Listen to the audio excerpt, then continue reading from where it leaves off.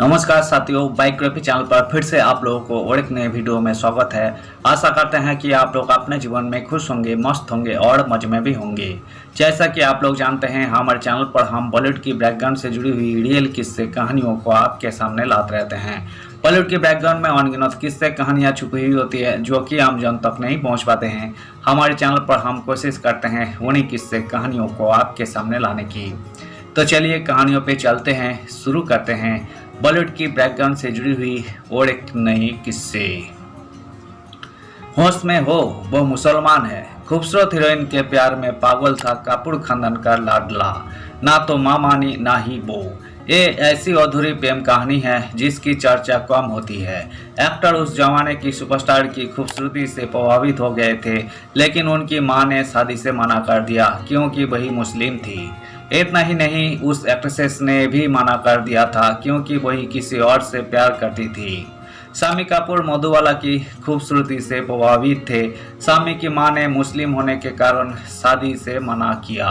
मधुबाला पहले से दिलीप कुमार से प्यार करती थी। कहते हैं ना कि इश्क करना इतना भी आसान नहीं, सच्ची मोहब्बत तो वही जहां त्याग होता है।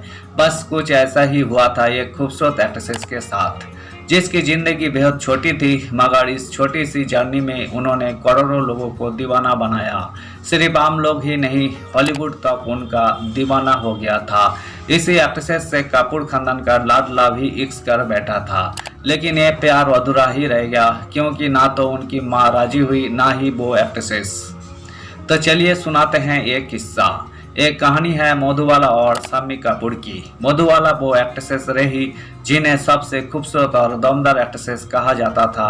जब वही सेट पर आती तो लाइटमैन खूबसूरती देखकर गिर जाता, तो एक बार तो शामी कपूर उनका रूप देखकर अपने डायलॉग तक भूल गए थे। ऐसा लगा जैसे बिजली का झटका हो।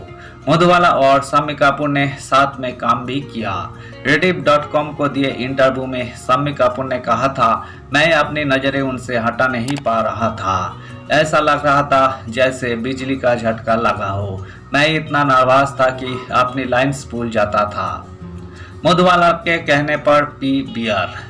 मधुबाला और दिलीप कुमार की अधूरी प्रेम कहानियों से भी सब वाकिफ है, लेकिन एक किस्सा ये भी है कि शामी कपूर भी उनके प्यार में पड़ गए थे। एक किस्सा तो ये भी फेमस है कि जब शामी पहली बार उनके साथ फिल्म कर रहे थे तो मधुबाला के कहने पर ही उन्होंने बियर पीना शुरू कर दिया था। मधुबाला की खूबसूरती से शामी कपूर उनकी ओर आकर्षित हो रहे थे। एक पुराने इंटरव्यू में उनकी तारीफ करते हुए शामी कपूर ने बताया था कि वही बाला की खूबसूरत थी। उन्होंने कहा, वही बेहद खूबसूरत थी। जब वही पानी पीती थी तो ऐसा लगता था जैसे यहाँ से अपनी उंगली को गर्दन पर रखते हुए एक नास से पानी गुजरता हुआ नीचे जा रहा है। वही बहुत नाजुक थी। पहले से प्यार में थी मधुबाला, फिर भी खुद को रोक ना सके। रेडिफ को दिए इंटरव्यू में खुद शामी कपूर ने बताया था कि कैसे मधुबाला का नाम दिलीप कुमार और प्रेमनाथ के साथ जोड़ा जाता था, और फिर भी वही खुद को उनके प्यार में पड़ने से नहीं रोक पाए। वही सोचा करते थे कि ये शामी कपूर बीच में कैसे आ गए। शामी कपूर ने यह तो कहा था कि मुझे यही स्वीकार करना चाहिए कि यही जानते हुए भी कि मधु पहले से ही प्यार में थी, मैं उसके प्यार में पागल होने से खुद को नहीं रोक पाया। मां ने कहा था होश में हो। इस रिपोर्ट में यह भी दावा किया गया था कि शामी कपूर ने तो एक बार अपने प्यार का इजहार रूप की रानी मधुबाला से कर भी दिया था।